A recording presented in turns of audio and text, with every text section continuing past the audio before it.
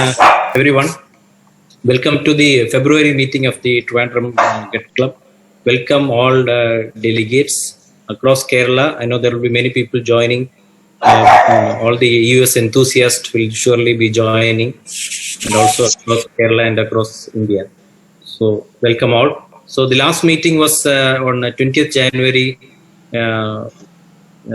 We had a meeting with Dr. Sajeesh from MIMS Calicut. He was talking on decision making in hilar cholangiocarcinoma, and the session was moderated by Dr. Venugopal sir, senior transplant surgeon of Global Hospital, Bangalore, and also interventional radiologist Dr. Praveen from Trivandrum Medical College.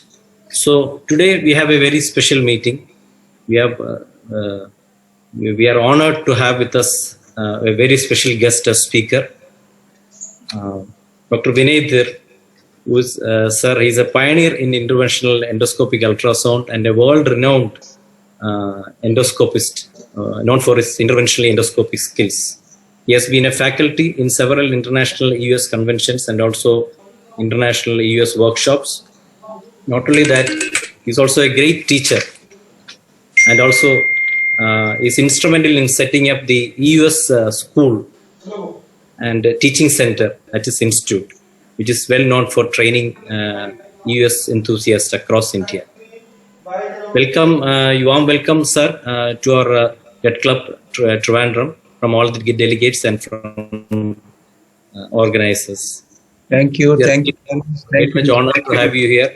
One of the few advantages I feel of this COVID outbreak has been getting stalwarts like you for our meetings. That's the only advantage I can see from this COVID pandemic that we're going through. No, you call me, I'll come anytime, no problems. Yeah, I know. I love Kerala. We'll definitely have you for maybe one of our workshops, live workshops. So, yeah.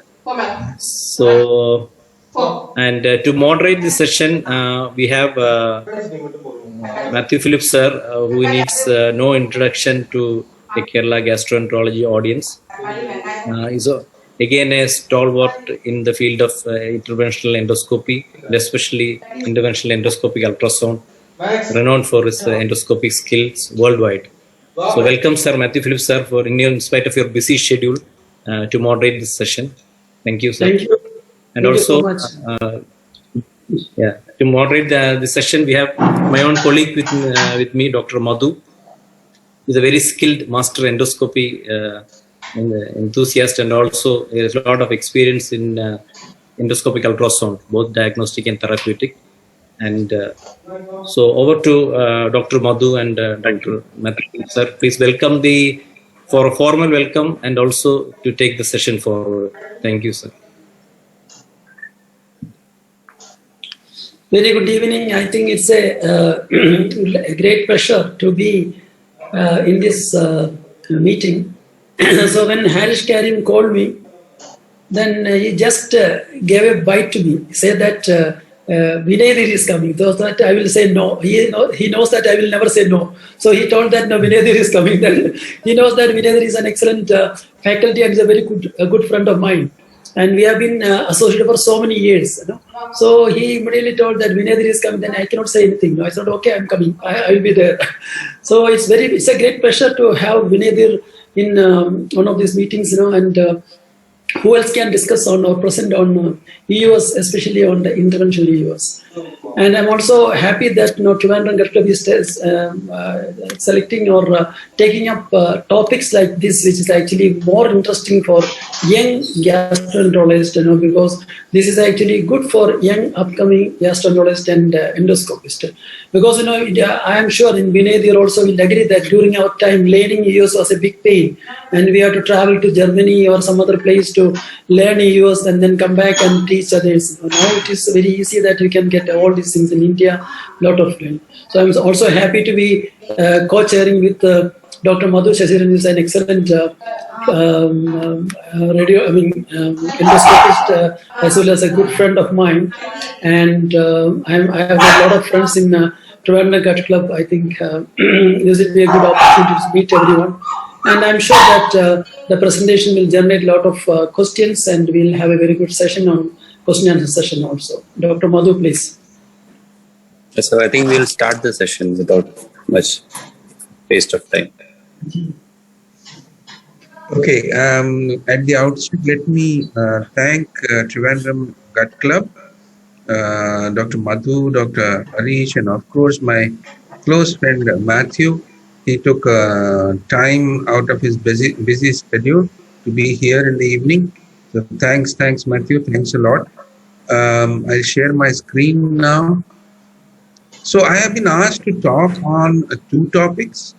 One is about what are the general indications for interventional EUS today, and second is of course practical tips for the biliary intervention. So let us start a brief primer. I will not go too much into detail of the procedures because there are too many of them, and it will take a lot of time. So as you all know, interventional EUS was non-existent almost in the early 1990s, and the first attempts at doing an interventional EUS became possible because of the development of the FNA needle by Peter Wimmer. He developed the needle in 1992, and that opened the door for the endoscopist, endosonographer, to go beyond the lumen and go into areas which were nearby. And so the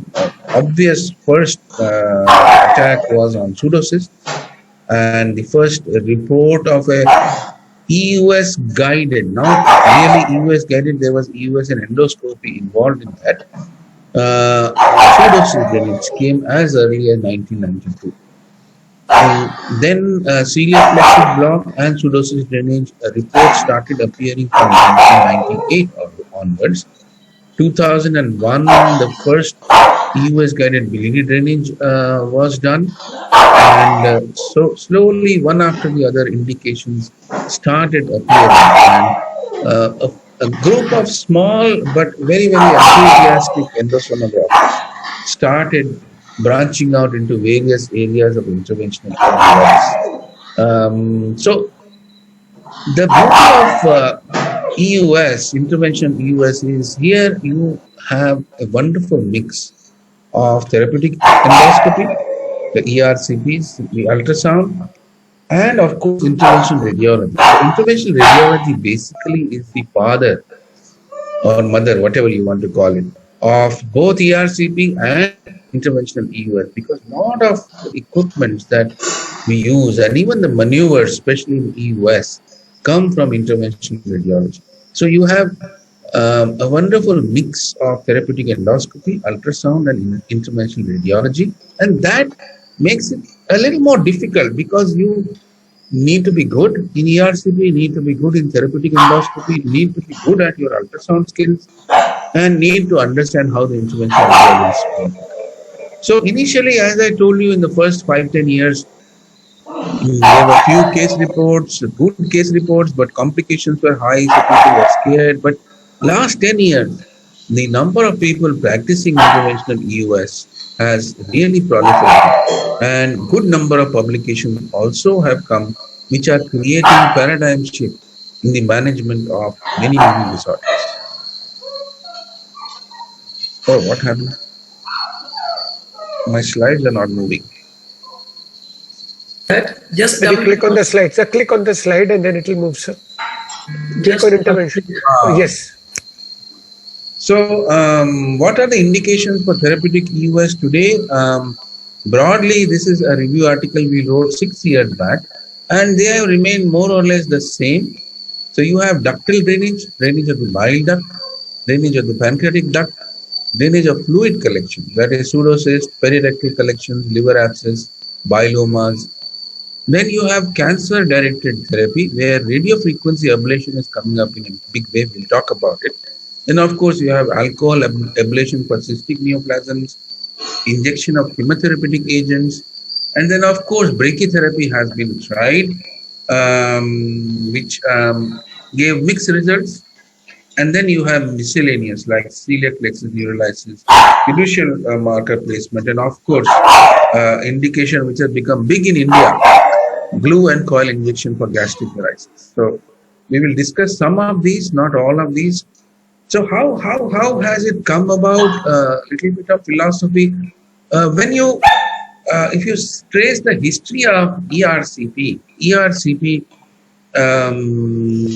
McCune cannulated the papilla, and then Sohendra cannulated the bile duct and placed a stent. And around the same time, sphincterotomy was described. The beauty of the thing was those procedures were so useful that not much evidence was needed for them to replace the existing mechanism, existing modality, that is the interventional radiology. The procedures were very, very good. Similarly, laparoscopic cholecystectomy, when it came, not much evidence was collected because the technique was wonderful and everybody took it. For EUS, it is a little different because already there is an existing procedure called ERCP and of course interventional radiology. Both are very good procedures. It has to really collect good scientific evidence to show that it is equivalent to these two procedures. So for EUS, collection of scientific evidence became the first building block, and that is why evolution has been slower compared to ERCP. Because ERCP is the gold standard, there is no doubt about it. So EUS interventions have to prove that they are equivalent or better. Then, of course, for any technology to succeed, we need innovations. Initially, all the procedures we were doing with accessories which were taken from ERC. But later on, especially in the last 5-6 years, EUS specific technology has started arriving, and that has made our job much easier. The final frontier is going to be utilization in community practice. So, like ERCP is now fairly commonly available in almost all cities. Intervention EUS is still not reached that stage, and the reason is because we need more training and of course the economics. The procedure ultimately has to be cost effective compared to the competing technologies. So these two things have to be needed before it becomes common practice to use intervention EUS. So what is the evidence that we have so far? Let us talk about the evidence. We have level 1 evidence for PFC drainage, pancreatic fluid collection drainage, biliary drainage, and celiac neurolysis. But we have level 2 evidence for pancreatic duct drainage, USGJ, a gastroduodenostomy, and level 3 evidence for radiofrequency ablation, variceal coil and glue, and perirectal abscess. So from this slide only you can make out that these 3 procedures are ready to go into routine practice, while the other procedures will need some more studies, some good studies before they can become commonplace or everybody starts doing that. Talking about technology, you all know that multiple stents are now available from various companies. You have Autoaxios, you have Geobor, Spexus, Nagi, all kinds of stents are now available, which are making our life easier. And not only that, you have cystotomes, and there are some EUS specific accessories increasingly coming in the market. So innovations in technology are paramount to really drive interventional EUS forward. And I'm happy that this is happening. What about utilization in community practice? This is no data, but this is from talking to my friends and colleagues, and pancreatic fluid collection drainage is being practiced. EUS guided PFC drainage is commonly practiced at many places. Biliary drainage has expanded, but not so much. I know of, I think about 50 or 55 people who do it. Maybe there will be some more. And celiac neurolysis is somewhat practiced.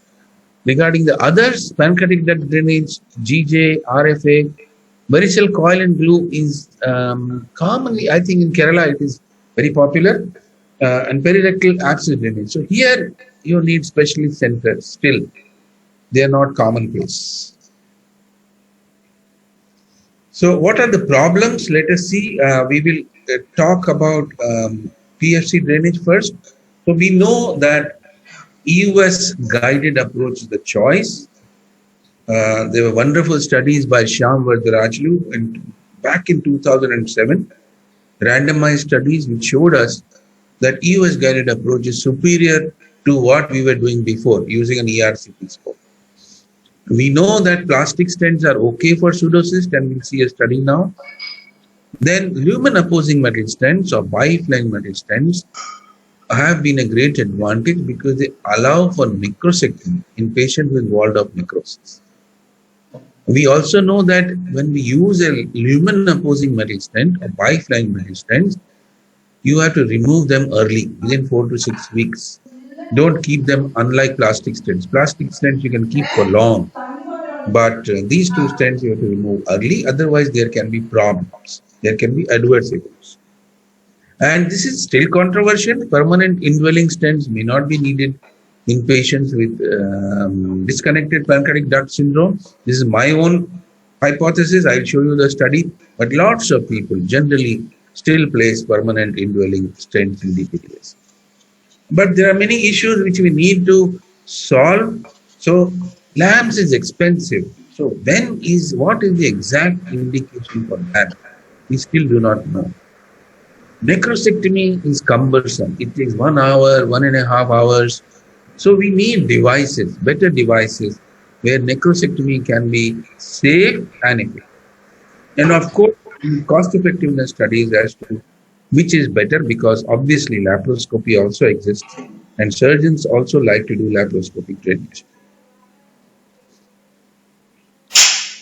So this is a wonderful study by Shyam, published in Gastroenterology in 2019, where he compared endoscopy with laparoscopic surgery, small number of patients.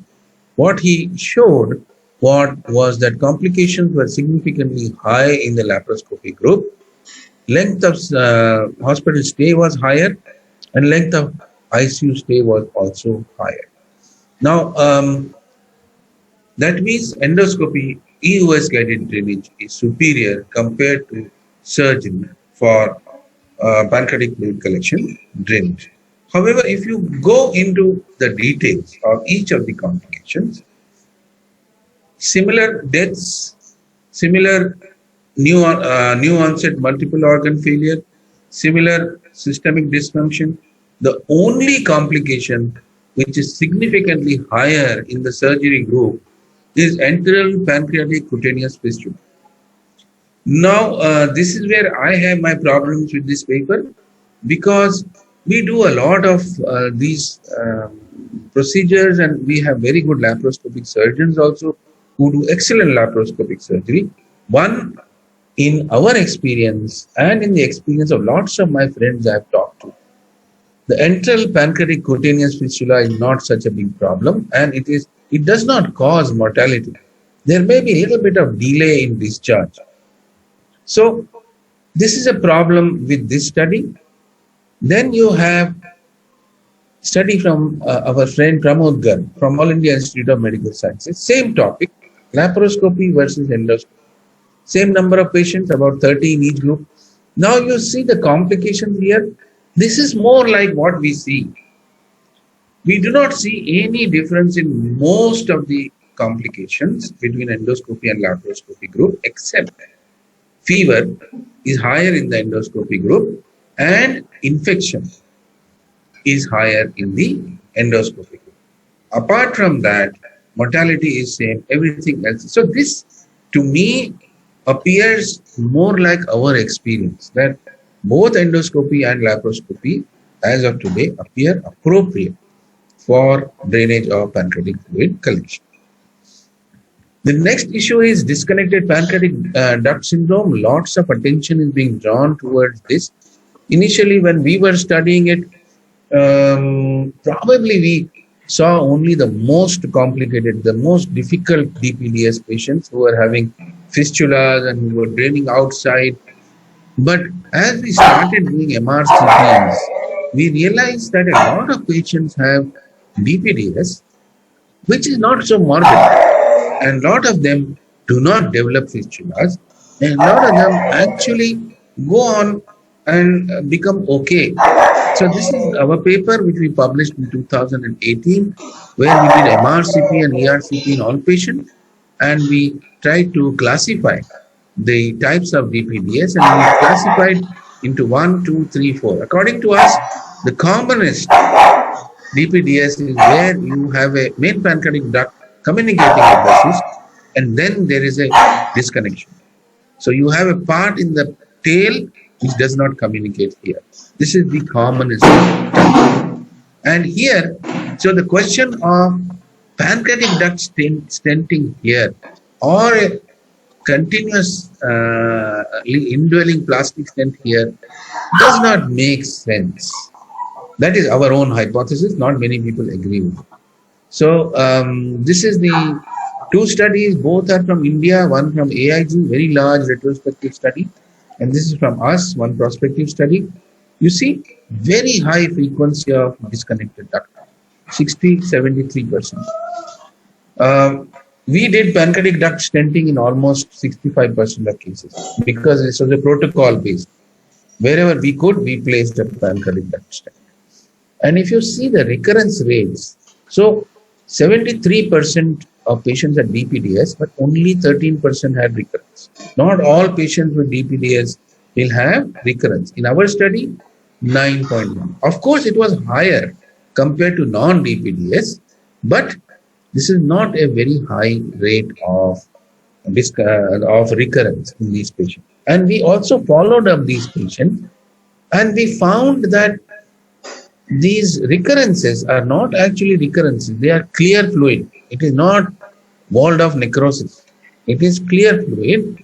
And if you follow them up over time, most of them regress. So our hypothesis was you do not need to place a stent. Of course, there are other studies which suggest that you should place, otherwise recurrence is more. So ongoing controversy there. This is another paper of Shyam's where he compared LAMS with plastic stents for walled-off necrosis, and he basically said that both are equal. Not many experts agree with this study again, because the reason is the complication rates in his LAMS group was very, very high, almost 35%. Most of us who are placing LAMS, the complication rates are probably serious complication rates are in single digits.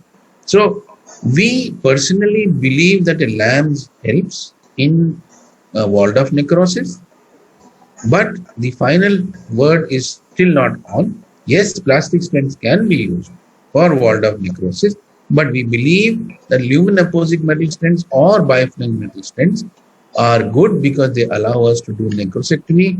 They are more efficient than plastic stents. Coming to biliary drainage, what is the current situation? We know that now it is accepted as a biliary drainage procedure. It's an alternative biliary procedure, of course. ERCP remains the gold standard. In expert hands, there is a high success rate and modest complication rate. There is level 1 evidence now. We have randomized trials regarding efficacy and safety, and it is increasingly used in patients where ERCP has failed or in patients with post-surgical anatomy. So like in our center, probably in a year now we are doing 2 or 3 PTBDs. Everything else, wherever the ERCP fails, we utilize EUS BD. But there are issues still. We need appropriate stents. There are very, very good stents available, but I think much better stents are needed. We need better accessories. And of course, we need larger comparative studies. We need to know how good EUSBD is in hilar blocks and the cost efficacy. That is paramount. How costly or less costly it is compared to ERCP or PTBD. So these are the comparative studies. These two are retrospective studies. Ours is the largest, but it's a retrospective study. Following that, there are 3 randomized trials. All of them show, all these studies show that there is no difference between EUSBD and ERCP for malignant distal biliary obstruction. However, these can be criticized. These 2 studies are retrospective. These 3 studies are randomized, but there are very small number of patients in each of the groups. The Korean study is better, more patients, but it shows the complication rates are higher in the ERCP group. So there are many people who believe that the ERCP arm in the Korean study suffers from lack of an expert ERCP person. So we do not have the answer which one is better, but we do know that it appears equivalent, both EUSBD and ERCP for distal malignant obstruction. So the current opinion is ERCP has to be done first. If it fails, then go for EUSBD. Unless there is a duodenal stenosis or there is a post-operative anatomy, in which case you can use EUSBD first. So then you have the number of, I will quickly go through these procedures: pancreatic duct drainage, GJ, cyst ablation, RFA, coil and glue, very, very fast. So we have small number of patients, lots of studies of EUS guided GJ. It's a great procedure, very, very nice procedure. I believe it has the potential to replace surgical GJ in malignant obstruction. But we have to wait because we need better studies, we need better equipment, and I know Matthew has created a wonderful accessory. We need some such accessories so that the procedure becomes easy. The main problem is opposing the jejunum or the duodenum to the stomach wall, because jejunum is mobile. So how to keep it in position while you are placing the stent? The second problem is the cost of the stents. So these 2 issues have to be solved, but I'm sure we will have a solution, and this is a very, very exciting procedure. We have all been doing EUS guided treatment of gastric fungal varices, patients who are not responding to the usual endoscopic glue treatment.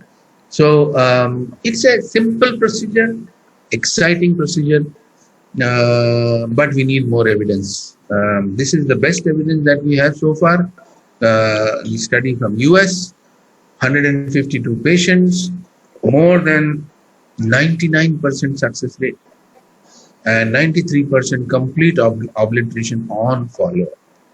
So this is a great treatment, but we have to still see who are the patients who really need this treatment, because this is much more expensive than simple endoscopic glue injection. So we need comparative studies, better studies, but this is again a very, very promising treatment, and currently we are restricting its use to only gastric varices where there is recurrence following routine endoscopic glue injection. What about RFA? RFA is another very, very promising procedure which needs more studies. So basically you have a probe which goes through a 19 gauge needle. You can target an area and you apply radio frequency to ablate that area. So technically not very difficult, potentially very useful for lesions in the left lobe of liver, lesions in the pancreas. There are ongoing studies in Asia, mostly in Asia, which are giving encouraging results, but we have to see those. One of the studies of Sandeep, one of the first studies showed symptomatic insulinoma, which were not eligible for surgery. They did a radio frequency ablation, and all these patients had biochemical improvement. So this has great scope, EUS guided radio frequency ablation. This is another great procedure according to me. EUS is being increasingly utilized in hepatology, and portal pressure gradient measurements could be very useful in management of the patients. The procedure appears very simple. All you have to do is put a needle in the portal vein, attach it to this device. This is a Cook device, and it gives you the pressure. I believe it is going to be launched in India in a month or so, and this will be of great help to our hepatologists. Again, of course, we need more studies, but the available studies show that it is a good device for portal pressure measurement. Then, of course, there is something in theory. You can go into the portal vein in patients with pancreatic cancer and acquire some portal venous blood, and then study circulating tumor cells. Very exciting, because very often you operate on these patients and then they come up with recurrence within a year, year and a half, because there is no obvious metastasis on PET. But if circulating tumor cells can be found on EUS guided portal venous collection, sample collection, we can say that this tumor is already going to metastasize, and this could be another prognostic indicator. So lots of interesting things are happening in the field of intervention EUS. I have not touched on all of them.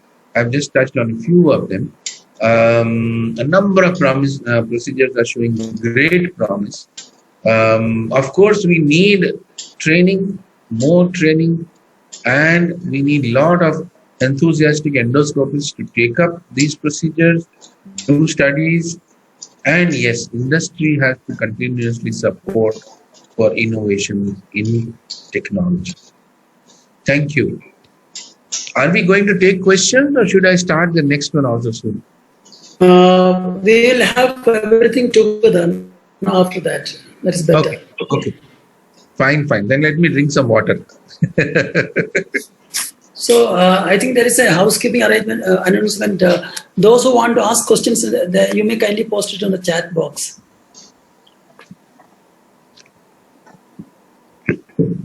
Or we can ask directly also. Harish, can we have it at the end together? We can have ask directly also, no problem. No, we can have it at the end, after the second We can talk. have it at the end, sir. We can have it at the end.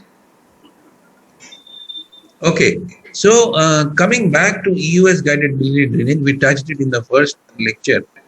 You know that PTBD is the grandfather or the grandmother. First studies appeared in 1952, so that means almost 70 years. PTBD has been around, the procedure is fantastic, and expert hands give excellent results. ERCP, I already told you, McCune and Sohendra made it possible. So from 1980, I think we are celebrating 50 years now this year or last year. So ERCP is around for 5 decades. EUSBD is the new kid on the block. Viersma was the first to achieve a EUS guided cholangiography. But Giovanni placed the first stent almost 20 years back. So EUSBD is 2 decades old. And these are the people who made it possible. Seldinger was an interventional radiologist who popularized the famous Seldinger technique. Very simple technique. Basically, you have a needle with a hole so that you can pass wire through it. Very, very simple technique. Started with interventional radiology, but became very popular in cardiology as well as in gastroenterology. Itaru Oi is not well known, but he is the one who actually designed the duodenoscope, which we are using today. So we have to be thankful to him for all our ERCs. And of course, Peter Willman was the first to use a needle, EUSFNA needle. Because of him, today we are doing all these advanced procedures. When you talk of non-surgical biliary access, there are 3 procedures to us: PTBD, ERCP, and EUSBD. Let us look conceptually. When we are accessing through PTBD, it is a blind access. You can use ultrasound, but most of the intervention radiologists prefer a blind access. ERCP, you are looking at the papilla, but you are not looking at the bile duct. So although we can cannulate in a minute, in 30 seconds, in 50 seconds, but technically it's a semi-blind procedure. EUSBD is the only procedure where you are puncturing completely under vision. You are looking at the bile duct and puncturing it. So because of this, difficult access, although PTBD is a blind procedure, but it is rare to have difficult access, maybe because these guys are very expert. ERCP, about 3 to 15% patients who are not able to cannulate the bile duct or cannulate it with difficulty. In USBD, access is never a problem. Very, very rare. What about access points? PTBD is always done from the liver. ERCP is always done from the papilla.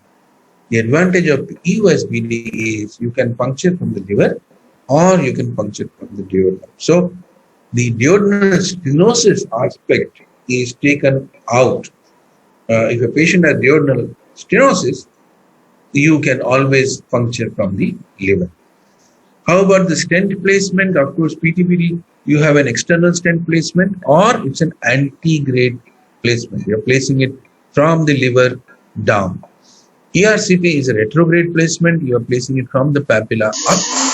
With EOSBD, you can place it both ways. You can use rendezvous to place retrograde stenting, or you can do an antegrade stenting also. What about post-surgical anatomy? PTBD has easy access. EOSBD has easy access, but ERCP has a difficult access, and the best of the centers only reported success of about 65% in reaching the papilla. The problem is not ERCP. Problem is in reaching the papilla. Again, with gallbladder, PTBD is easy, but ERCP succeeds in about 75% of people, primarily because cystic duct is tortuous and sometimes you do not gain access into the gallbladder. So these are some of the philosophical points which define these three procedures. And so EOS guided biliary interventions, as I told you, has proliferated into a variety of procedures. So you have access procedures which are rendezvous. Rendezvous is basically used when you have access to the papilla, but you are not, you can. So you use the EOS to pass a wire across the papilla and then complete the ERC. So it is a hybrid procedure. Then you have stone extraction, not very popular. Why? Because ERCP is very good in this case. There are hardly any stones which cannot be removed by ERCP. Only patients who have undergone, for example, a Whipple surgery or other post-surgical patients who develop stones, that is where this, so it has limited usage. What about then the main thing, biliary drainage? There are two major types of procedures. One is a transluminal procedure. A transluminal procedure is where you puncture from the liver or from the duodenum and leave a stent either in the liver, in the stomach, or in the duodenum. Or so you have gallbladder drainage, hepaticogastrostomy, and choledochoduodenoscopy. Then you have antegrade procedures where you do it like how the interventional radiologist do. So you pass a wire and place a stent just like ERCP. So one end of the stent is within the bile duct, while the other end is coming out of the bile duct. So you have antegrade. So these are the two main procedures. So when you're learning ERCP, I'll give you some of the tips now. When you're learning USBD, remember your ERCP. When you were learning ERCP, your mentor told you the most important thing is position. In USBD also, it is position, position, position. Just because you are seeing a dilated biliary radical, you should not attack it. You have to spend some time looking at what is the position that you have. So there are 2-3 things. One is a position. So this is a segment 2 radical. So you have to see where your needle is going to puncture and how the wire is going to traverse. So this is important. You have to judge in your mind before you puncture. You have to use a Doppler to see that there are no vessels. This is a segment 3 radical. You see how the angle has changed. It is tip up. Again, you have to see how your needle is going to puncture so that the wire placement is easy. Suppose you reverse it by 180 degrees, your wire will come out in this direction. So scope position for choledochordiornostomy is very different from hepaticogastrology. You have a long scope position where the scope is looking up towards the hilum. Why? Because when you puncture, this wire goes up here in the bile duct and into the liver. If you are doing a rendezvous, the scope is looking down. You see here, scope is looking down so that when you puncture, the wire can go easily down across the back. So, scope position is very, very important. Spend some time on scope position. The next thing is holding that position. Once you have got a good position, how to hold it. So, you have to learn how to keep a stable scope position. Once you have achieved these two things, everything else will become very, very easy. If you are not able to manage a good scope position, you will have problems, definitely. So maintaining a scope position, if you can't do it, use an assistant to hold the scope in position. But scope position and holding the scope in position is very, very important. Now let's look at hepaticogastrostomy. Quickly I will show you. So this is a dilated intrahepatic bleeding radical. Segment 3, 19 gauge needle, assess the direction, puncture, aspirate bile, always aspirate, because sometimes you may be in a vessel. Inject contrast. Once you have done that, pass your wire, pass your dilator and place a stent. So it looks like a fairly straightforward procedure, but you see how stable the scope position is? It has to be like this, stable like this. And once you have dilated and placed the stent, the positioning of the stent is critical. You have to position it in such a way that you have about 3 centimeters minimum, up to 5 centimeters also, of the stent coming out into the stomach. If you do not do that, there is a possibility that stent will migrate either inside or outside. So you see, this is the covered part of the stent. And if this covered part is deployed inside and the stent migrates a bit, you have a free perforation. So the bile will leak into the peritoneal cavity. So it is very important that you use a long length of the stent within the stomach. Very, very. So now we have longer length stents, 8 centimeters, 10 centimeters with longer cover, 70% cover, 80% cover, so that you are safer. Previously, when the procedure started, you had shorter stents with 50% cover. So very often, the stent will migrate. So we learn to place long stents with longer covers. Antegrade procedure is just like PTPD. The puncture is just like what I showed you now. This is a very old video, of almost 10 years old. You see here, puncture, aspirate, inject contrast, and then pass your wire. We use a Terumo, pass your wire across. This is a post-Whipple's patient, so the wire is going into the jejunum. Use a 6 French cystotome, go into the jejunum, confirm that you are in the jejunum, then place an uncovered stent, which is cheaper than the EUS specific stent. Straightforward process. And deploy it slowly. Inject if you want while deploying to see that you are in a good position. I will explain this to you later. And this is the antegrade procedure.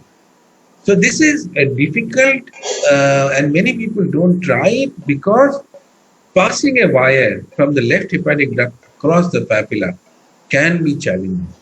But if you learn, it can be done. And at our center, we either use an antegrade procedure or a rendezvous because these are cheaper procedures for the patient. Choledochordiornostomy, I already told you the scope position has to be long. You puncture the bile duct, aspirate bile, and see, inject contrast. This is the cystic duct. We have injected above the cystic duct so that it doesn't get blocked. Once you have done that, you place a wire, use a cystotome, and place system. So basic steps are same everywhere. And here you have to remember your angle of the scope is crucial. If your angle is looking like this, you will not be able to pass accessory. Your angle should be straight up. So you see, this is the stent we are placing. Again, very old video of mine. We haven't used Axios because of cost. Very uncommonly we have placed. Then rendezvous, a procedure which I like, but it is not very commonly used by us now. So you puncture just like what we did now, only the scope position is different. You have to put the scope in such a position that the scope is looking towards the papilla. So that you should check with fluoro. So I keep the patient supine and check with fluoro what is the position of the scope, and then it becomes easy. Now this is a beautiful position, but this is not always achievable. Even this is okay. Basically it has to look down. And use an angle terimo so that you can manipulate it. Wire shearing is a problem, so you advance and withdraw millimeter by millimeter. Don't advance very, very fast. Once the wire is across the duodenum, into the duodenum, you remove your echoendoscope, pass the ERCP scope by the side of the wire, and cannulate either by the side of the wire or you can pull up the wire into the biopsy channel of the duodenoscope. We prefer to try for about 10 minutes by the side of the wire because that makes the procedure shorter. So little bit more details of the practical tips. How do you choose a site? So you see here, this is my scope position. You see nice dilated radicals. This is segment 2 radical. This is segment 3 radical. So we choose a segment 3 radical. That means the scope has to go a little in and then do tip up. And you need a nice dilated radical. You see the position of the scope now? This is how the scope position should be. And then you puncture. Now once you have punctured, you aspirate. Before puncture, please do Doppler. Don't forget to do Doppler. Okay? Because if there is a big vessel, avoid that area. So now here we are in the bile duct, aspirating bile. And then we switch to fluoro and see what is the position. So now if I stop it here, you see this is the kneading. This is going like this. Not a great position. If I puncture it here, passage of wire will be easy. But there is a vessel there. So I punctured lower down. So here now I will have to use special maneuvers to go from here up, then come all the way till here. So I have to take a U-turn. That is only possible with an angle terimo. An O25 VisiGlide also is good, but I always use a terimo, O25 terimo. So the angles, you have to remember, you are all soccer fans, you should remember the angles. Very, very important. So this is one angle, this is another angle, this is another angle. 3 angles you have to conquer before you reach here. So you see here the position, inject enough contrast so that you understand. We also know now that this is a type 1 block. So placing a stent is okay. One stent will be enough. And this is the block. Then let us see the next step. Guide wire. So now here you see, if you see here my wire comes out like this first. If I put too much wire here, it will shear, 100% shear. Don't put too much wire. Small amount of wire and rotate with your thumb and index finger, rotate it so that it rotates upwards. Then slowly, slowly, don't be in a hurry, slowly pass it up, again rotate so that it takes this direction, then again rotate so that it goes down. So it goes towards the stricture. So this is a process which needs patience. If you do it in a hurry, you will waste wires. And it doesn't look good. You know, the wire in the bile duct. This is a cystotome. the cystotome again has to pass the same angles. Now see, this has become an acute angle. So when the cystotome goes at this angle, the scope will be pushed back. You should be aware of that. So keep your scope in position, and your assistant should pull the wire back a little so that you can push the wire. Once the cystotome is there, the wire will go very easily across the stenosis. You see here, if there is a stenosis, we are passing the wire and then we are into the duodenum. Once you are into the duodenum, confirm, inject contrast, and then replace the pterygium. Don't place your stent on the pterygium because there are angles, severe angles on top. The stent will not be going. So you use a stiff wire. Remove the pterygium, use a stiff wire. Then remove the stent. Now remember this angle. This is very acute angle. And remember the scope. Scope position has to be. Now in this case, because no contrast was going, we used a Soendra dilator. We use it very rarely. Again, the same anticipation, it is going to have problem here because this is the angle. You see here? So your assistant should always be ready to pull the wire back so that this angle becomes little less acute. Then when I'm pushing the dilator, see how my scope is going back. So you have to be aware of that the scope will go back. And slowly but surely it will go across. You see what acute angle it has formed here? So the coordination between your assistant and yourself has to be perfect. Now we are at the stenosis, very tight. We are trying to push, see, an angle is forming here, which is looping, but gently it is definitely going. You see how the scope is pushed back? So you have to be careful not to push back too much because you will lose the position. So be patient, slow movement. Now we are through, although this step is needed very, very rarely. It is not, so dilation is needed extremely rare. Once you have passed the dilator, stent placement becomes very easy because you have already dilated. So you place, this is an uncovered stent, you measure the approximate length. Usually we use a 8 centimeter. Now see here the angle again, it has to come over this angle. Once it comes over the angle, passage becomes very easy. You see here, this part of the catheter is very flimsy, doesn't have much force. So you have to be careful. See that you don't bend it or something. Now we are in the duodenum. Inject contrast to see where the papilla is and then deploy your stent. So probably the papilla is somewhere here. So we should leave about 1.5 centimeters outside and then start deploying. You can, the good thing about these stents are they can be closed again. So if you're not happy, close it and again redeploy the stent. So this deployment is just like ERCP. You do not have to do anything special.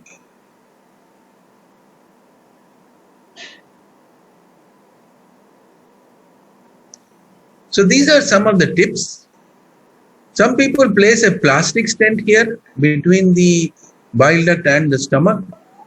We never do it because we haven't encountered significant leaks after antegrade procedure. I think too much time I have spoken. I should stop all this. These are problems, stent migration, initial issues. Now it's much rarer. Bile peritonitis. Long-term stent patency is as good as ERCP. Then ERCP versus EUSBD we have already discussed. EUSBD versus PTBD, there is a meta-analysis which shows that EUSBD is superior in terms of less intervention. Success is good, but the adverse events are more common with PTBD. Now I just show you this one video. See, dilated radical segment 2. Inject easily 19 gauge needle. We pass, and you see here this is a hepatico-jejunostomy stricture. So you go across into the jejunum, use a balloon to dilate the stenosis, and then place a plastic stent. So this is the Itoi stent, very, very good stent. Place a plastic stent so that you can keep coming back again if required and changing the stent. You can place multiple plastic stents also here. So this is for benign hilar stenosis. In malignant stenosis, we are using EUS HGS in conjunction with ERCP. So this is called as a series procedure. Recently a paper has come in endoscopy. You have placed stents with ERCP, but the drainage is not complete. The patient is in cholangitis. So the left side can be accessed by EUSPD. So you see here, 2 metal stents are placed. Patient is still in cholangitis. So we go by EUSBD. You see dilated radical here. This is a block. You pass the wire, same steps. Cystotome and do a HGS. So this is an HGS done. Yeah. And the patient improves immediately. So this can be used in conjunction with ERCP. For type 1 blocks, EUSBD alone is enough if ERCP has failed. If a patient has duodenal stenosis, this is one of my oldest videos, I think 12 years old.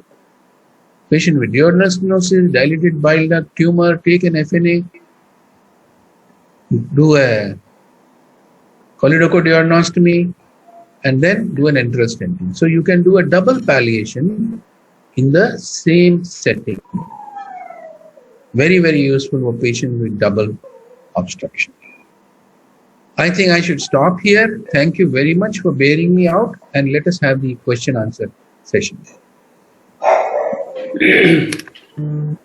So can you stop sharing? Okay, stop share.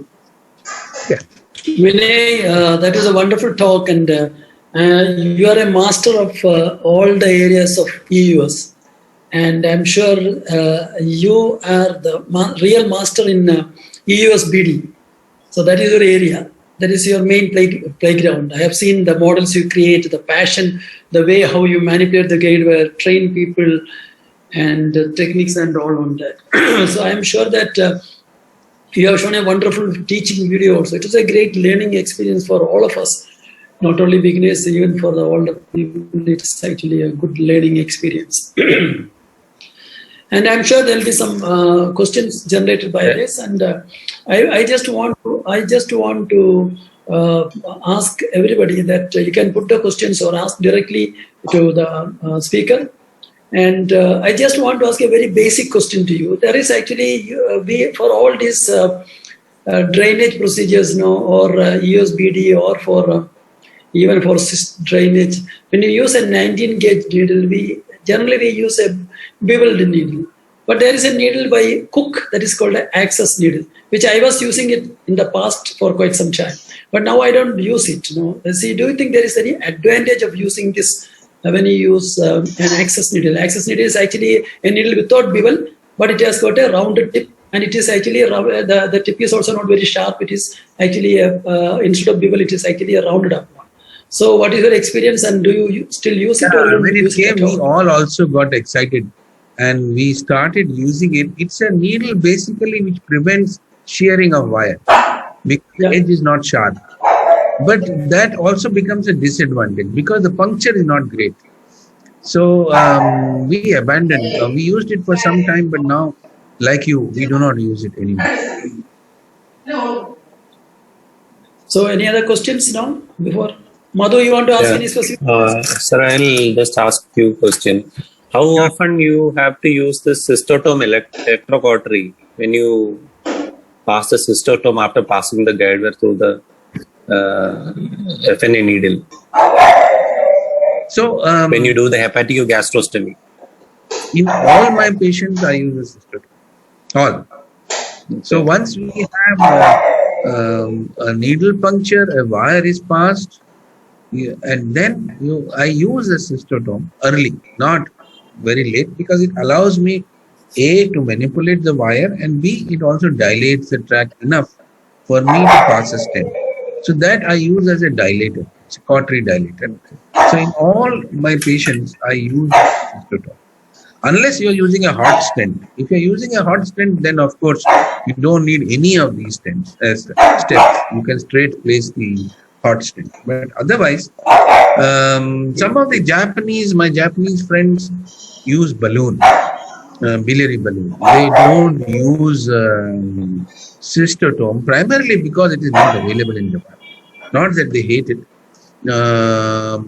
Wherever it is available, cystotome has replaced balloons because it's a very easy accessory to use. It makes our procedure fast. So I am a big fan of cystotome. Matthew?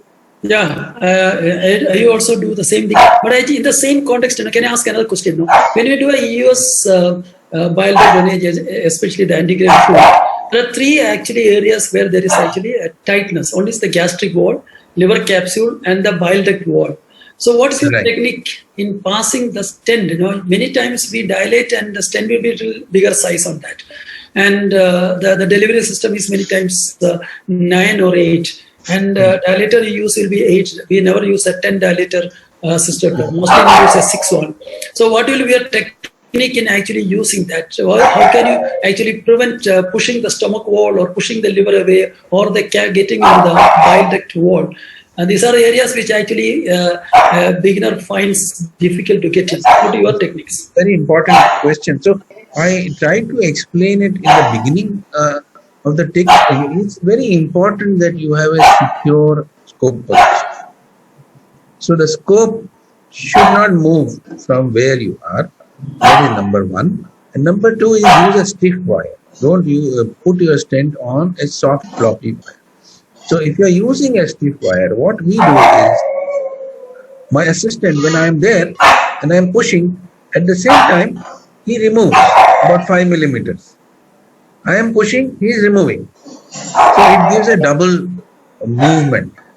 And if the scope position is stable, same as what it was at the time of puncture, sometimes what happens is you are not at the same place where you punctured. Then it becomes a big problem.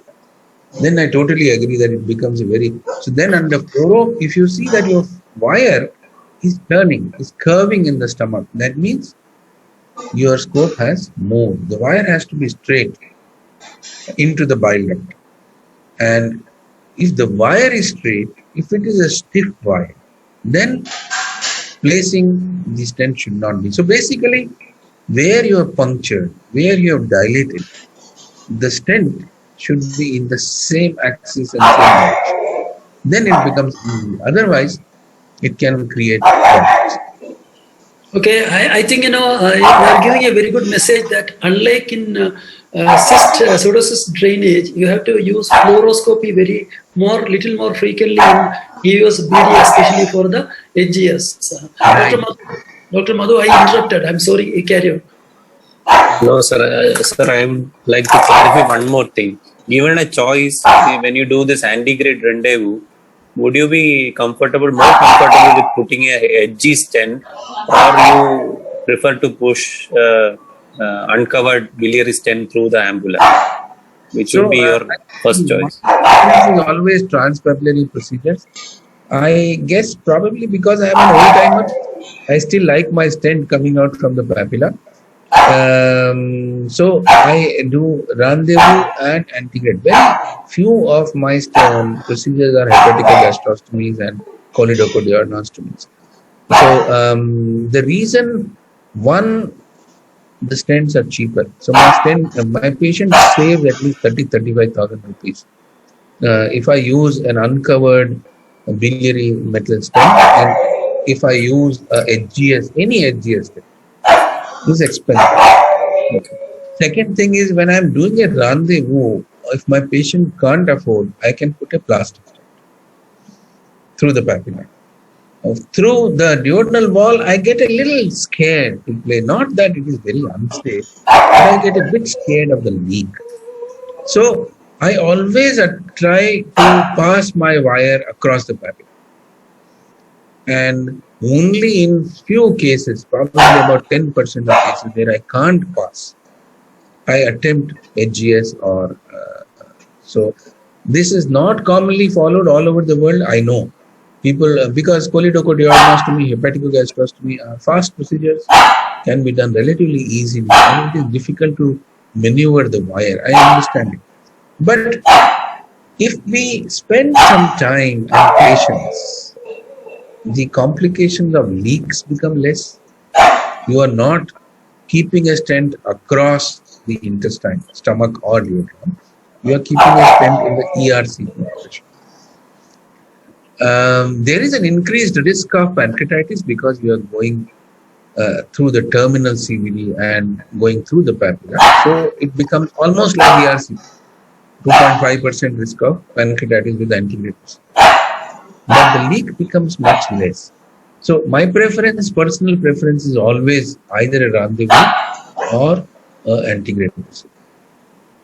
Very good. Vinay, I think, before we move on to the other questions, I just want to make a comment, and I want to thank you for that, telling that especially you have to have liberal amount of stent in the stomach when you do HGS. So that's a very important thing. You know that the liver and stomach, there is a gap. The liver moves, the stomach also moves. That actually, if it is only very limited portion of stent inside the stomach, it may actually migrate outside the stomach. That becomes a big problem, and bile can leak. So I'd say it's a very good message. At least 5 centimeter or at least 4 to 5 centimeters should be in the stomach. So there is a question by Dr. Nandagumar.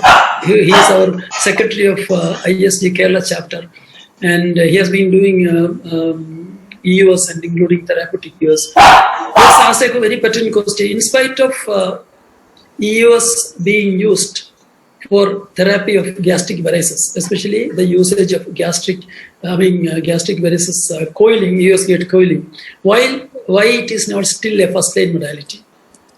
That's a very, very good question. I love it. It's a great procedure.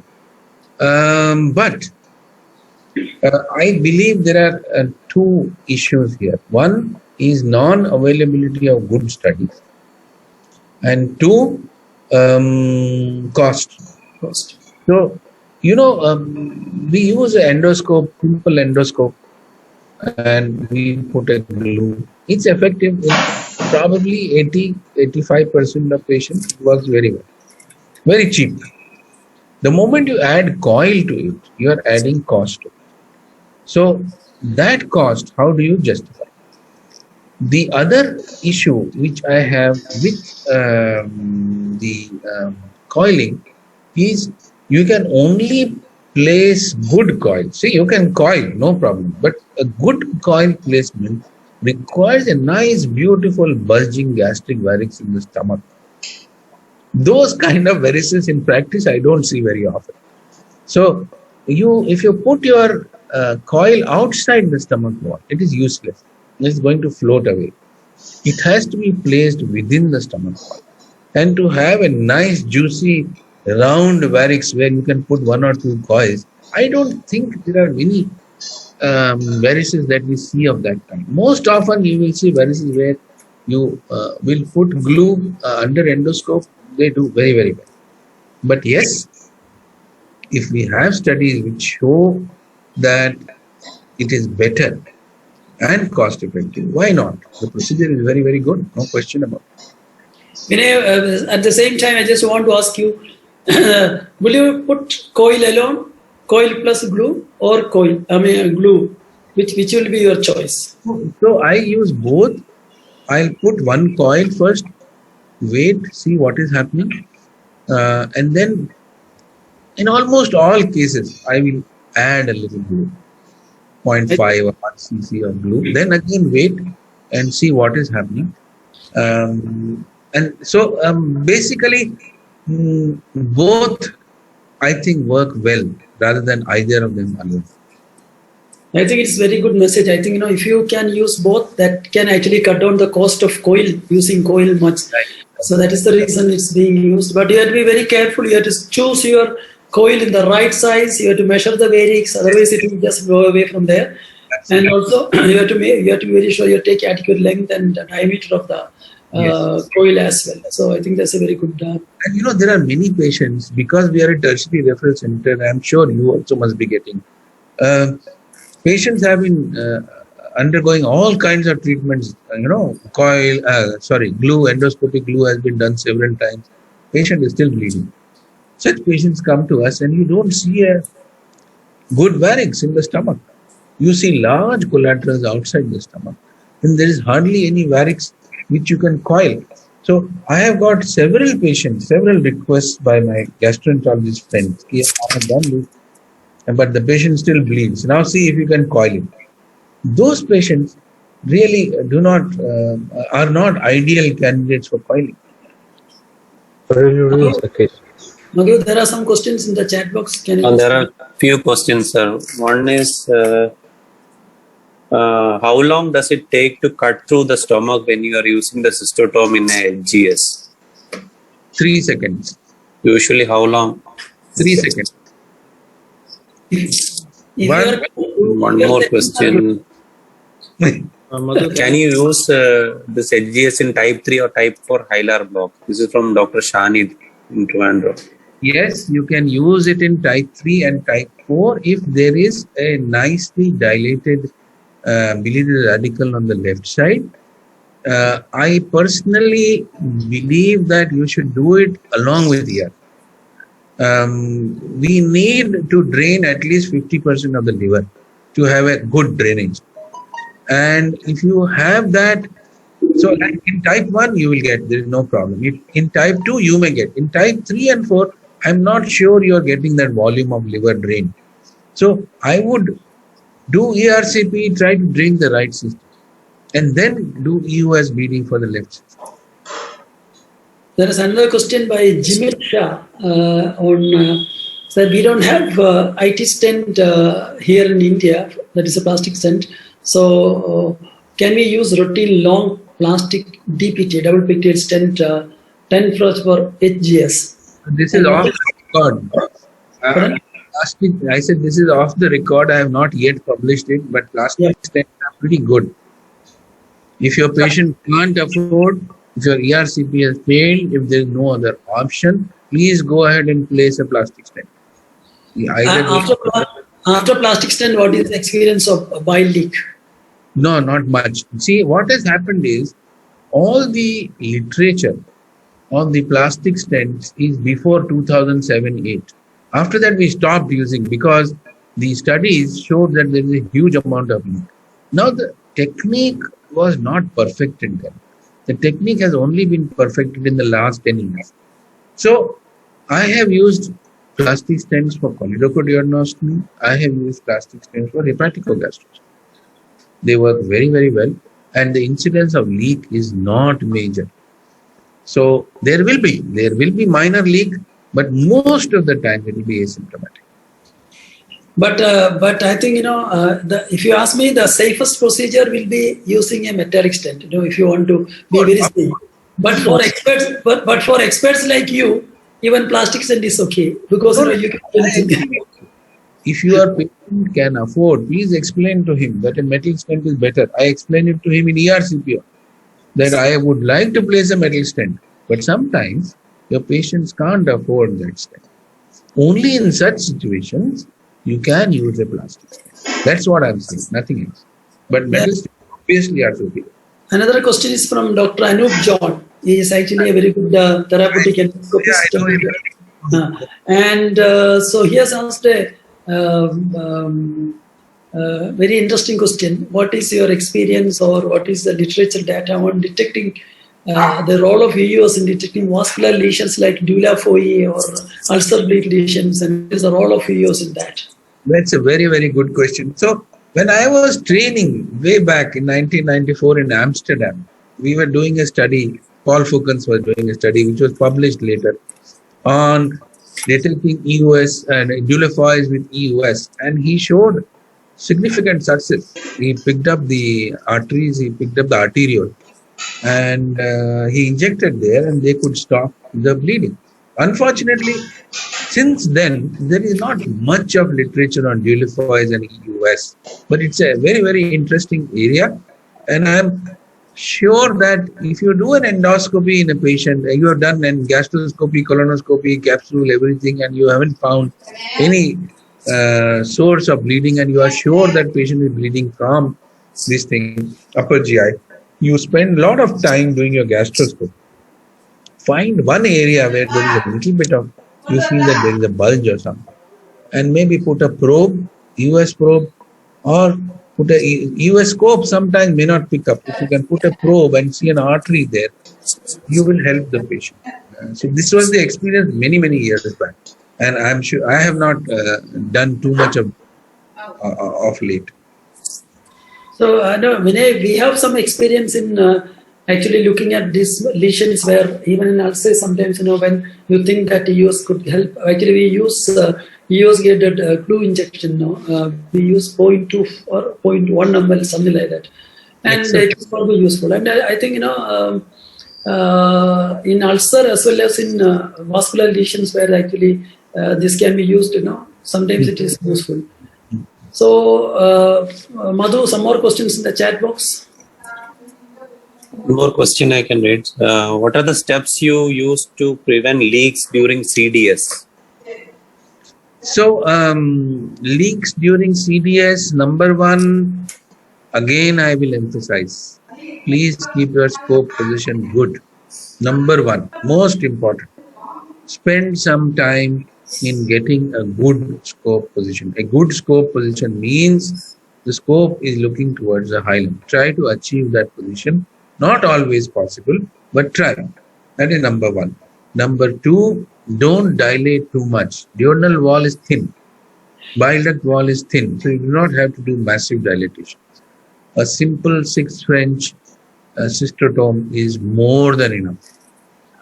And number three, passage of stent has to be smooth. Most of these problems happen because of, I was talking of angles. And you create a 90-degree angle between your approach and the bile duct. So bile duct is going 90 degrees up and you are pushing like this towards the opposite bile duct wall. And then it becomes a battle of strength. So the hole that you have created goes on becoming big. So again, I'll come back to position. Keep your position good before you attempt a puncture. Dilate minimal. And then, of course, you should use a covered stent, should not use an uncovered stent. If you use a covered stent, I am never scared of small amount of bile leaking out. So when we do a rendezvous, when I puncture with a 19 gauge needle, naturally some bile is going to come out, right? That will not, maybe patient will have little bit of pain. What I'm worried about is if you have a significant bile leak causing almost a biloma and it gets infected. That is problem. That is rare, very rare if you are technically. So patience. Take time before you attempt every step. Don't be in a hurry. Vinay, I think another important thing is that some amount of leak will happen. Don't worry about that. Because when you puncture a bile duct, sometimes some amount of bile leak will happen. That's not an issue. But what I think is you have to plan your procedure so well and it should not delay much. Every step should be in continuation, and so that you don't have to wait long after putting the grade wire dilatation, then wait for the stent. Yes. So that will make you the procedure mess. So you do it continuously and without much delay, then usually it won't be a problem. And so that question was asked by Dr. Sudhanu. He's from, I think he's at Kollam now. He's again another therapeutic endoscopist, and Kerala is flooded with therapeutic endoscopy. There are some questions. Kollam is a beautiful place. I was there, I think, 2 years back. Beautiful place. Okay. And some more questions. One more question is there, sir. Somebody has asked that if there is a low insertion of cystic duct and you are positioning the scope, while looking towards the hilum, puncture site becomes near to the cystic duct. And so the insertion in that situation, do you change the puncture site due to fear of polycystitis, or it is a overhyped fear? How do you make out whether it is a cystic duct or it is a CBD which you are puncturing?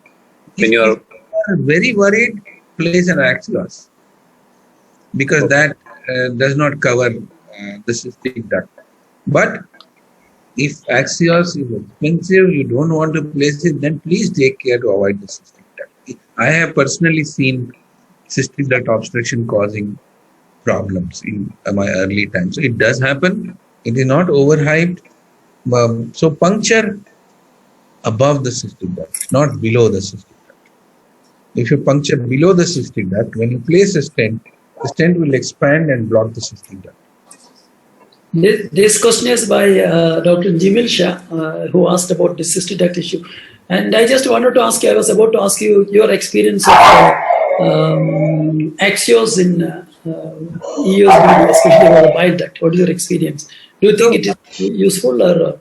It is a good stent. I don't use it very much, not because it is not a good stent, but because of the cost factor. But you now have the smaller diameter stent. 8 millimeter. You have about 8 millimeter. We have some experience and we have used in very grossly dilated CBD very close to the and technically if the deposition is technically difficult, you don't have to wait for long for passing gate where now you one shot you can go into the bile duct. So in that case I have found to be useful, and it is actually your 8 millimeter size is available now, so it's actually good. But it's not it's a very costly affair, but when compared to the other one, still in selective cases it can be used. Yes. No, Axios is a great stent. It's a great stent, even for PFC. But So the next question is on that. that is the problem. Next question is on that. Next question. Between Axios and biflange stents like Nagy stent in pancreatic fluid collection, what will be your choice?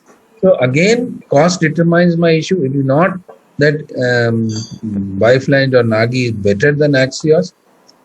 I have a philosophy in pancreatic fluid collections. Pancreatic fluid collections, you do not need wall apposition so much, because one wall is a pseudo wall. It is not a real wall. So you really do not need apposition the way you need it in GJ or the way you need it in gallbladder. You need a proper wall apposition, and there I never use a Nagy. I only use Axios. But PFC, you don't need a wall apposition. So Nagy does a good job. It's cheaper. But of course, hot Nagy I think is again very expensive. So I use simple Nagy 2 centimeters in vast majority of my patients.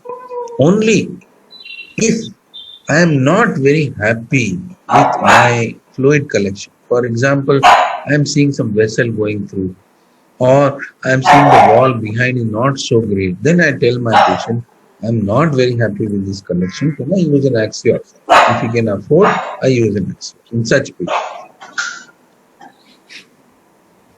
Yes, Madhu. Can I, Yeah. as usual, very interesting videos. You make it look so simple, but actually we know how difficult it is to do the No, procedure. it is simple. It's not difficult. Videos are fantastic. I used to look up your videos whenever I have a case for EUS, your diagnostic videos on the internet. So I wanted to. Anyone can do it, Harish. Just remember, if I can do it, anyone can do it. Sir, regarding segment 2, segment 3 that you said, first of all, how do you definitely identify the segment 2 and segment 3? And next, if it is a segment 2, is there a problem with putting the stent into the esophagus or the mediastinum? Is there a problem with that when you put in the segment 2? Because angulation, maybe segment 2 is more easier, but you end up leaving the stent in the esophagus. So how do you manage this? I did show you the scope positions for segment 2 and segment 3. Basically, if you are at the GE junction and if you look at the liver, the segments that are closer to your scope are segment 2. And then you have to go a little in and do a tip up. That is segment 3. Segment 2 radicals, when you puncture, your needle is very straight and wire passage is fantastic. So it's an ideal puncture basically for a rendezvous. But you never know when that rendezvous will transfer to a hepatocgastro. You never know. Which case you will not be able to pass the wire and you will feel that, okay, now I have to do a hepatocgastro. So when you do a hepatogastrostomy, there is a chance that your stent will open in the esophagus. The problem is the moment it opens into the esophagus, I'm not so worried about infection.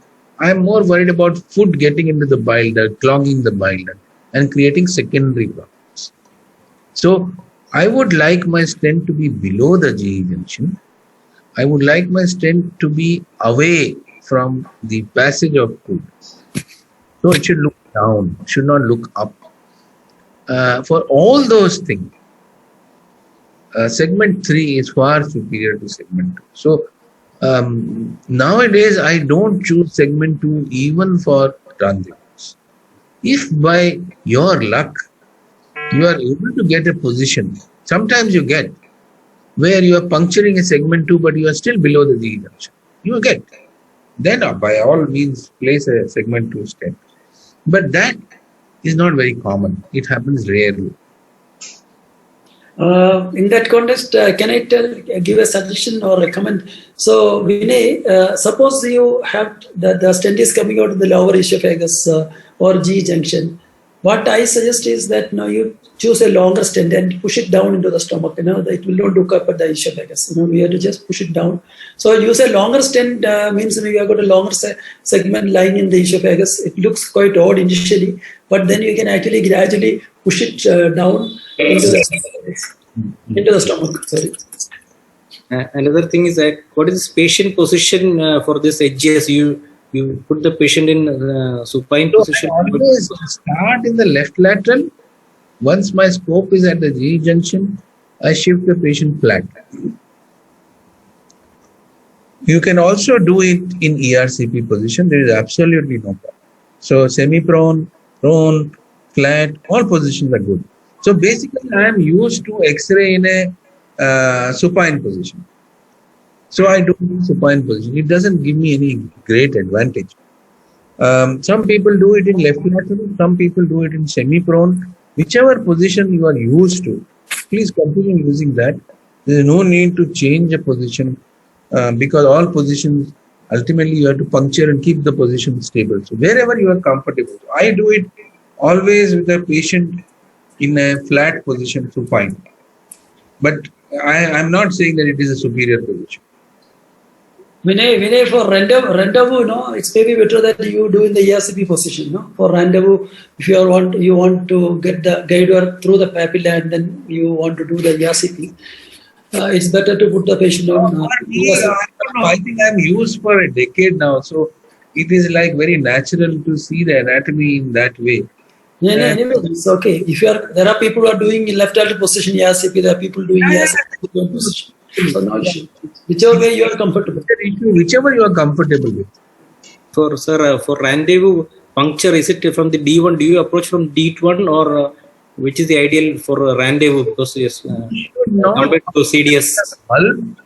Because sometimes you can get into the intraperitoneal bile. That has to be avoided completely. So D1, D2 is the ideal place for rendezvous. But always use fluoro to see how your scope is looking. Is it looking down or not before the puncture? It should look towards the papilla before you puncture. And nowadays we are using rendezvous primarily for benign indication. It become very rare. So we use it for benign indications or those occasional cases where ERCPs have failed. So we can give the wire and complete the ERCP. Very, very rare. And we use no contrast technique. We do not inject. We just put the 19 gauge needle and use the wire and try to pass it down. That is a new modification we have started. What is your experience with liver biopsy, sir? US guided liver biopsy. I have How safe is it? Good experience of liver biopsy. All percutaneous liver biopsies have stopped in our center. Everything is US guided. I love it. Patient is so happy. He doesn't even know that the biopsy has been done. Of course, it is expensive compared to percute, but the quality of material that you receive is very, very good. There is hardly any blood. You get big pores, and it is safe. So, for last 1 year at least, I am using US guided liver biopsy. Any patient with ascites you have done this? Yes, it can be done. So do you correct the coagulopathy before doing this procedure? Of course. It has to be done. Tough. Okay, lot of time. Yeah, so I think we can. It was wonderful, Vinay. It was wonderful. Thanks a lot. And I too thank the organizers for giving me this opportunity to be with you and spend a lot of time with my friends in Trivandrum Gun Club. So, Vinay, your final comments. Thanks, Matthew. It was great seeing you. It was great interacting with you. As always, lovely. Interacting with Matthew is always so much pleasure. Thanks, Madhu. Thanks, Harish. Thanks, Trivandrum Gun Club. I really enjoyed. And any of you who are interested in EUS, please come down. I'm always available for teaching. So we regularly hold now e-classes because Bombay is bad for COVID. So Kerala is also equally bad now. and also, so classes continue, and I love to teach. So anybody who is interested, any questions at any time, please send me. I am there for you. Vinay, Harish, Vinay, and all. This is not Trivandrum Gun Club. This is Kerala Gun Club, or even outside Kerala Gun Club. No, even people outside Kerala is not in. From all enthusiasts joining from all over Kerala and outside Kerala. Great. Thanks everyone for joining. I think many of from Cochin have joined, from Calicut, everyone has joined. Thank you. Everyone for joining. We had more than 50 members. So thank you, Boston, for arranging this, and also Matthew Phillips sir and Madhu for moderating, and of course Vinay sir for the excellent topics presentation and also the wonderful videos and expertise and teaching us both the experts and also the beginners. Thank you, sir. Thank you, everyone. Good night. Thank you. Bye. Thank you. Thank you. Bye, sir. Take care, Vinay. Thanks, Matthew. Hope to see you soon. Okay. Okay then. Okay.